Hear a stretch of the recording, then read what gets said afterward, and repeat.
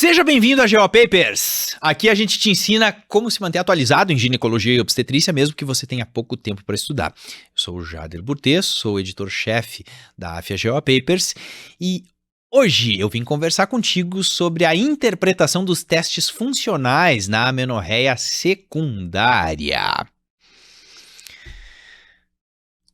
Como que eu investigo a amenorreia secundária? Como que é a investigação inicial da amenorreia secundária?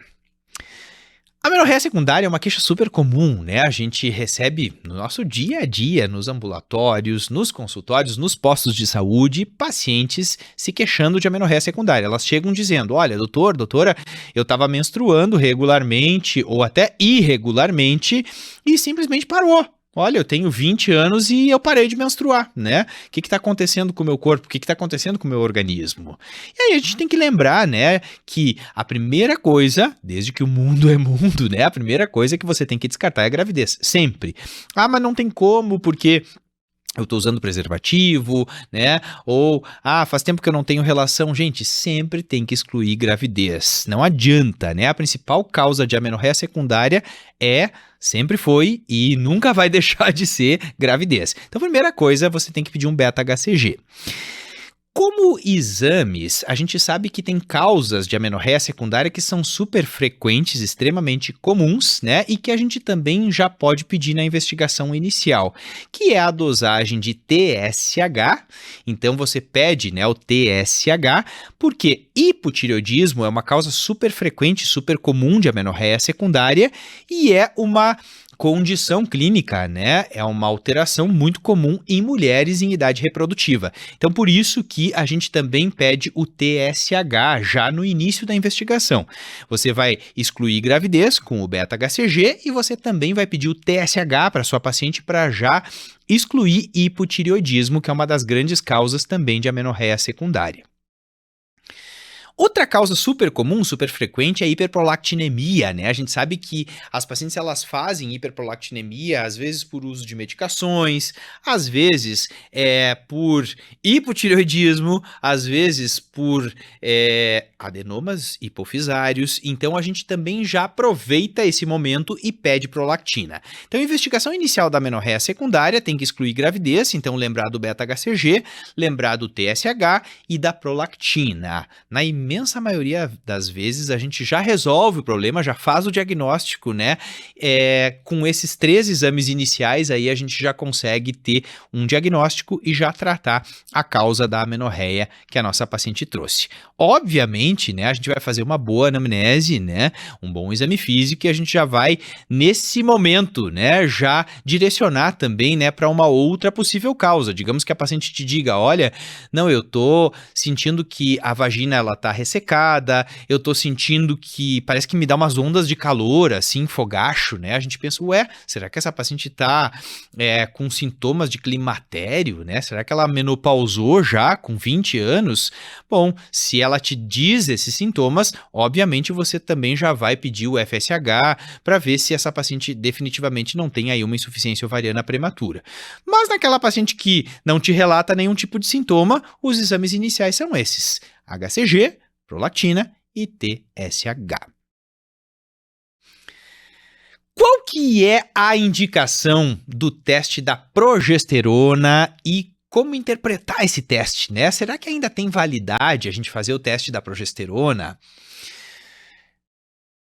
Gente, olha só, o teste da progesterona, ele tem muita gente que fala que ele ficou obsoleto, que ele não deve ser mais indicado, que ele não deve ser mais recomendado, mas eu vou dizer para vocês que ele divide opiniões, né? Tem muita gente que não recomenda mais ele, mas muitas vezes, dependendo do lugar que você tá, se você tá numa região que tem pouco acesso a exames, é difícil a paciente fazer um ultrassom, né? Às vezes a gente consegue ter aí definitivamente um acesso muito remoto, né, à saúde, então ele pode ser usado sim, e ele pode sim trazer informações super relevantes para a gente. O que é o teste da progesterona? Você usa uma progesterona por via oral para paciente, né? Você prescreve para ela. Pode ser, por exemplo, um acetato de medroxiprogesterona, 10 miligramas por via oral. A paciente toma um comprimido por dia, pode usar por 7 dias, pode usar por 10 dias, né? O ideal é em torno de 7 dias, um comprimido por dia de 10 miligramas por 7 dias. E aí, essa paciente volta depois que ela usou, dá um tempo, né? Aí, mais ou menos em torno de uns 15 dias depois que ela usou, e ela tem que voltar. E aí ela vai te dizer se ela menstruou ou se ela não menstruou.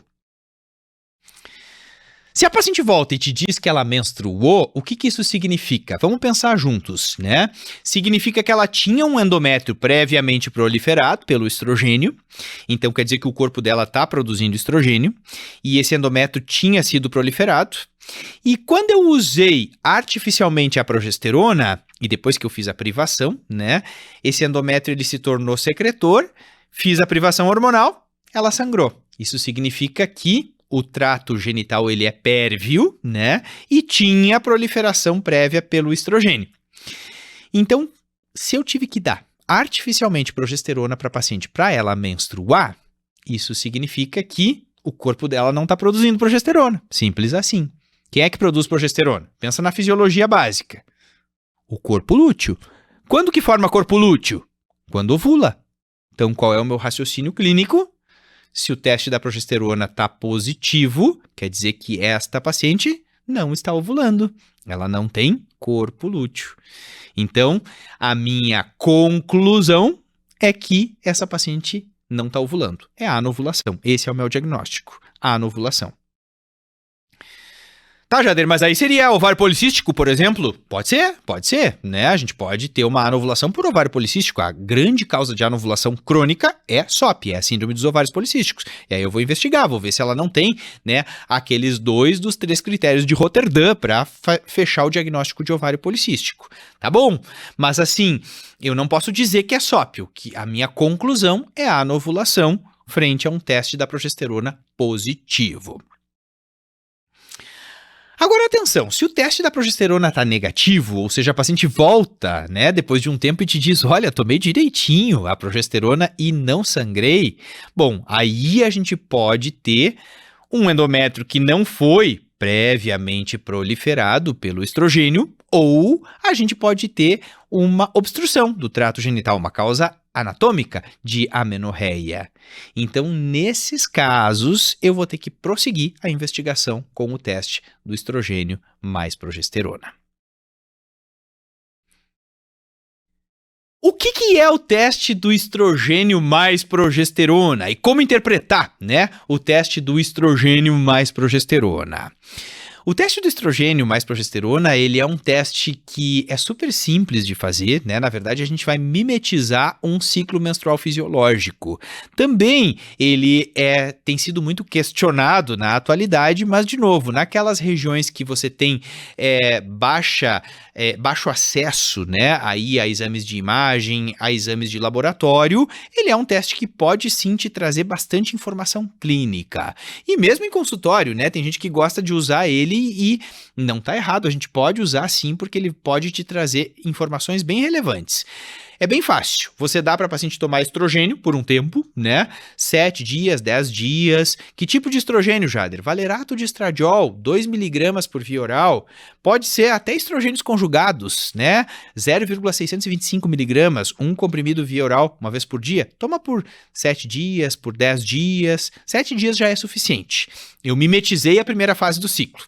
E depois da progesterona. Pode dar um acetato de medroxiprogesterona, 10 miligramas para a paciente tomar, um comprimido por dia, né, por pelo menos 7 dias. Tá bom.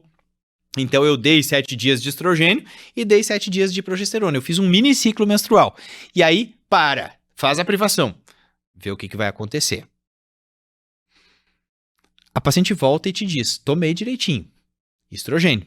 Tomei direitinho depois da progesterona sequencial e não veio. Aí eu tenho um teste negativo, certo?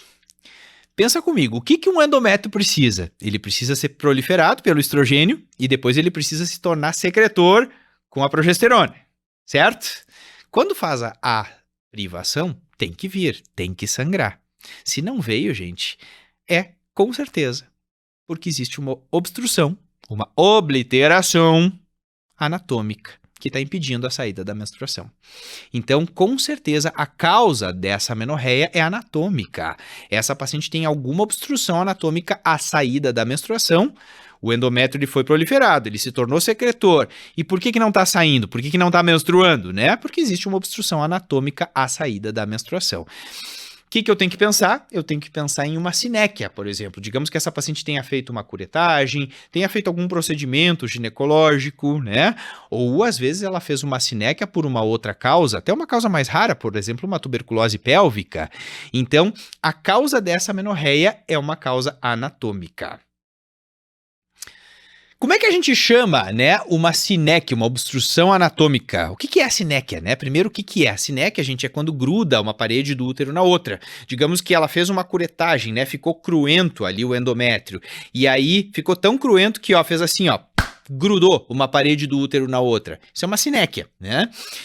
O nome técnico que a gente dá para sinéquia é síndrome de Asherman. Síndrome de Asherman é o termo, né, técnico, termo médico que a gente usa para sinéquia uterina. Vai dar teste do estrogênio mais progesterona negativo. O que tem que fazer? Tem que mandar essa paciente para esteroscopia, né? Quando você tem, então, aí uma amenorreia de causa anatômica, tem que mandar para a esteroscopia para desfazer essa sinéquia. Faz a esteroscopia, diagnostica a sinéquia e já faz a lise, né, da sinéquia por esteroscopia cirúrgica. Então, a conduta é esteroscopia quando você tem o teste negativo. Mas quando eu tenho um teste positivo, a paciente volta dizendo assim, olha, fez o teste do estrogênio mais progesterona e veio, ela sangrou. Bom, aí é porque o trato genital é pérvio. Nesse caso, qual é a minha conclusão? Eu tive que dar estrogênio para proliferar esse endométrio e depois eu tive que dar progesterona para tornar esse endométrio secretor e aí depois é que veio a menstruação.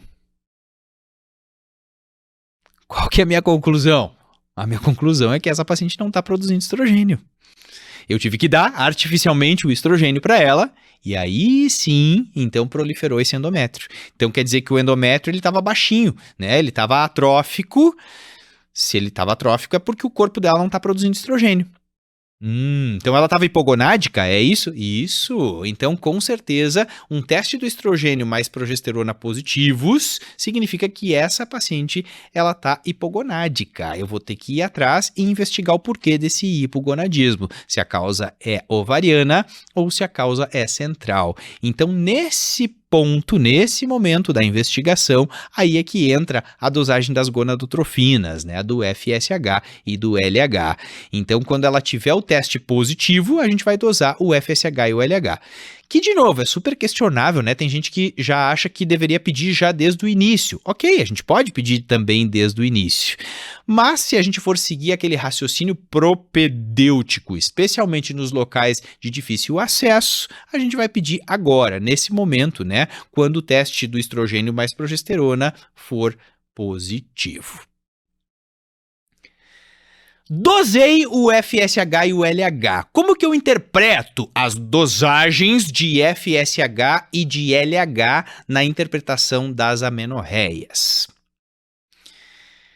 Digamos que eu pedi para minha paciente um FSH e um LH, certo? E eu tenho um FSH alto, acima de 25. Opa, se eu tenho um FSH alto, acima de 25, eu vou dizer que essa paciente, ela tem um quadro de estrogênio baixo, mas com FSH alto. Então, o quadro endocrinológico é um hipogonadismo hipergonadotrófico, concorda comigo? Então, o hipogonadismo hipergonadotrófico é quando eu tenho estrogênio baixo às custas de FSH alto. Tá bom. O que eu tenho que pensar? A hipófise tá ali, dele produzir FSH, tentando estimular, chacoalhar esse ovário de tudo que é jeito. E o ovário tá ali, ó, bracinho cruzado, né? Não responde, o ovário não responde, tá de braço cruzado, né? E a hipófise tá ali, se desgastando e mandando um monte de FSH para esse ovário. Onde é que tá o problema? Qual é a causa da amenorreia? A causa é ovariana, né? Então, eu vou concluir, eu vou inferir que a causa da amenorreia é ovariana. Essa paciente tem uma insuficiência ovariana prematura, né? Que antigamente a gente chamava de falência ovariana precoce, esse termo caiu por terra, né? Agora a gente fala insuficiência ovariana prematura e eu vou ter que investigar o porquê, né, dessa insuficiência ovariana prematura.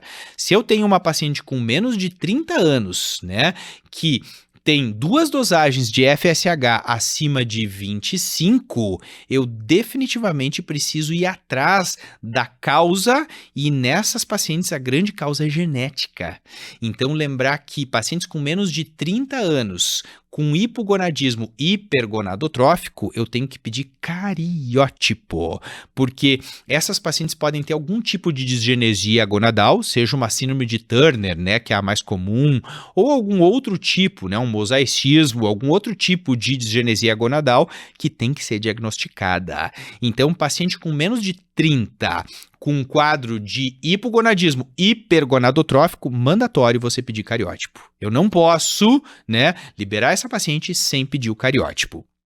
Se a paciente tem entre 30 e 40, tem que individualizar caso a caso se você realmente vai pedir o cariótipo, porque às vezes é outra causa, né? Então a chance de ser genética, a causa da amenorreia, ela diminui, né? Então, às vezes pode ser pelo tabagismo, às vezes pode ser porque essa paciente fez quimioterapia, às vezes pode ser porque ela tem uma doença autoimune. Então, geralmente as causas são outras, mas também não está errado você pedir um cariótipo para excluir também uma causa genética. Agora, hipogonadismo hipergonadotrófico em paciente com menos de 30 anos, mandatório você fazer cariótipo. O ideal para você atestar, né, que é uma insuficiência ovariana prematura é você ter pelo menos 2 dosagens com intervalo de 1 mês de FSH acima de 25. Tem 2 dosagens com intervalo de 1 mês, FSH acima de 25, paciente com menos de 30 anos, cariótipo. Não tem por que titubear de pedir o cariótipo. Tem que pedir o cariótipo, né? Análise aí de pelo menos 100 células para a gente poder realmente ter o diagnóstico da causa, né, dessa insuficiência ovariana prematura. Mas se o FSH e o LH eles estão baixos, digamos que eu dosei o FSH e o LH e eles estão bem baixinhos, 0,3, 0,4, 0,1, eu já vi até indetectável, né? Uma vez FSH indetectável. Então, gente, eu tô frente a um quadro de um hipogonadismo hipogonadotrófico. Pensa comigo. Uma amenorreia com hipogonadismo hipogonadotrófico, o que significa? Que a minha paciente não está produzindo estrogênio, esse ovário não está produzindo estrogênio, porque ele não está sendo estimulado. Não tem gonadotrofina para estimular esse ovário, certo? É um hipo-hipo. Ah, então quer dizer que se não tem gonadotrofina, o problema não é o ovário, o problema é lá em cima. Exatamente. Tá, então o problema é a hipófise, certo? Não sei, pode ser a hipófise, que não está produzindo FSH-LH. Mas pode ser que a hipófise não esteja produzindo FSH-LH porque o hipotálamo não está mandando GNRH para ela. Então quer dizer que o problema pode ser hipotalâmico também? Exatamente. Então, quando você tem um quadro de hipogonadismo hipogonadotrófico, a causa da amenorreia é central, é hipofisária ou hipotalâmica. Você só vai conseguir diferenciar através do teste do GNRH, que é um teste que a gente vai avaliar se a causa é hipotalâmica ou se a causa é hipofisária dessa amenorreia. O que é o teste do GNRH e como interpretar o teste do GNRH na avaliação da amenorreia secundária? Olha só que interessante, é um teste funcional, né? A gente vai dosar o FSH e o LH basais da nossa paciente e vai ver quanto que deu, certo? Aí essa paciente no laboratório mesmo, ela vai fazer pulsos endovenosos de GNRH. A gente mimetiza o que o hipotálamo faria normalmente, fisiologicamente. E depois você dosa o FSH e o LH depois de ter feito esse estímulo, né, com o GNRH. Se houve aumento do FSH e do LH, significa que a hipófise respondeu. Então a hipófise tá ok, né? A hipófise tá legal. Não tem problema hipofisário. Então a causa da amenorreia é hipotalâmica. Agora, se você dosa o FSH e o LH depois e eles estão iguais, não teve aumento deles, opa, essa hipófise não está respondendo. O problema é hipofisário. Então eu diferencio, né, se a causa é hipotalâmica ou hipofisária, dosando o FSH e o LH depois do estímulo do GNRH. Se houve aumento, houve resposta, a causa é hipotalâmica. Não houve resposta, a causa vai ser hipofisária. Jader, quais seriam possíveis causas hipotalâmicas, né, de amenorreia secundária? São muitas. A gente sabe que tem um grande número, né, de causas aí hipotalâmicas. Uma delas é hábitos de exercício físico. Então, aquela paciente que, por exemplo, ela é uma ginasta, uma atleta, né, de alta performance, ela é uma bailarina, essa paciente, ela pratica atividade física, uma maratonista, por exemplo. Essas pacientes, elas têm com muita frequência amenorreia hipotalâmica. Por quê? Porque elas produzem, como elas se exercitam muito, elas produzem muita endorfina, opioides endógenos, né? E essas endorfinas, as beta-endorfinas, que são os opioides endógenos, elas atuam fazendo um mecanismo neuroendócrino de bloqueio da pulsatilidade do GNRH. Então, as beta-endorfinas, elas costumam realmente bloquear a pulsatilidade do GNRH. Então, elas agem lá no hipotálamo para bloquear a produção do GNRH hipotalâmico.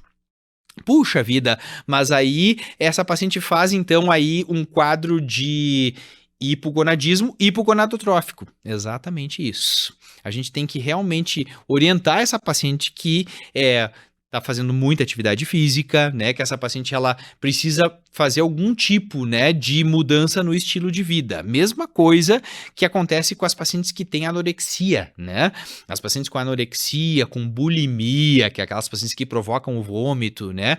Elas têm tanto cortisol, elas acabam tendo tanto o hormônio do estresse, né? O cortisol tão alto que ele também bloqueia a pulsatilidade do GNRH. Isso também vai ser uma causa hipotalâmica, né, de amenorreia secundária. Outras causas hipotalâmicas é o hipotireoidismo. O hipotireoidismo, na verdade, a paciente que está hipotireoideia, ela produz menos T3 e T4 na tireoide. Consequentemente, ela vai ter uma elevação do TSH. E esse TSH alto também bloqueia a pulsatilidade do GNRH, levando a uma amenorreia hipotalâmica. Hiperprolactinemia, ela também vai ser uma causa hipotalâmica de amenorreia. Ué, mas como, Jader? Prolactina não é na hipófise? Olha que interessante. Tem que sempre pensar no mecanismo fisiopatológico. A paciente hiperprolactinêmica, mesmo que seja por um adenoma de hipófise, ela tem níveis altos de prolactina, certo? O excesso de prolactina também bloqueia a produção do GNRH hipotalâmico. Então, o mecanismo neuroendócrino é um mecanismo hipotalâmico. Então, a gente vai dizer que a causa da amenorreia é hipotalâmica.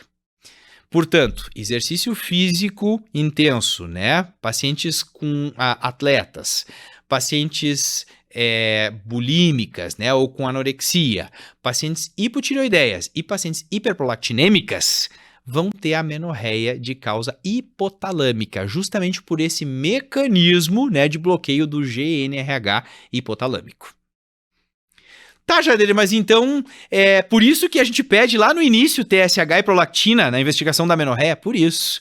Não tem por que você deixar chegar nesse ponto da investigação de ter que fazer um teste do GNRH para você diagnosticar um hipotireoidismo, que é uma condição super comum, né? Ou uma hiperprolactinemia. Então, por isso que já se recomenda você pedir lá no início para não deixar chegar até aqui. Beleza, entendi. Mas e se for pensar nas causas hipofisárias de amenorreia? Causas hipofisárias, elas são mais raras, né? A gente tem uma causa que é uma síndrome que acontece por um sangramento de causa obstétrica, que é a famosa síndrome de Sheehan, né? Lembra que a síndrome de Sheehan é quando você tem uma necrose na hipófise causada por um sangramento de causa obstétrica. Digamos que ela descolou placenta ou ela fez uma atonia uterina, sangrou, essa paciente chocou, fez uma hipovolemia. A hipovolemia leva a uma hipoperfusão da célula túrcica, e essa hipoperfusão da célula túrcica acaba levando à necrose da hipófise anterior. Então, essa paciente faz um panhipopituitarismo depois do parto, né? Depois do nascimento. Então, são pacientes que não amamentam, né? Porque elas também não produzem prolactina. São pacientes que entram em amenorreia totalmente, aí depois de ter tido aí um sangramento importante. Elas relatam geralmente um sangramento importante. Isso é síndrome de Sheehan, que é então uma das causas aí, né, hipofisárias de amenorreia. Tem outras mais raras, né, mas que aí geralmente causam amenorreia primária, que seria o craniofaringioma e a célula túrcica vazia também, né? Mas aí acaba sendo realmente causas mais raras. As grandes causas de amenorreia secundária, quando a gente fala em amenorreia secundária, de causa central, né, vão acabar sendo aí as hipotalâmicas. Muito obrigado, gente, pelo papo. Acho que foi bem legal. A gente mergulhou aí no endocrinologias, né? Acho que os testes, eles ainda têm bastante utilidade, apesar de que muita gente não tem usado, mas eu acho que realmente, principalmente para aquelas localidades que a gente tem pouco acesso, eles podem ser usados e podem realmente trazer bastante informações para a gente. Então, não precisa ter medo, né? Nem receio de usar os testes funcionais, porque eles podem sim te ajudar no direcionamento clínico. Qualquer dúvida, por favor, deixem sempre a gente saber, acompanhem sempre aqui o nosso canal da AFIA GeoPapers, a gente vai estar sempre à disposição de vocês. Muito obrigado.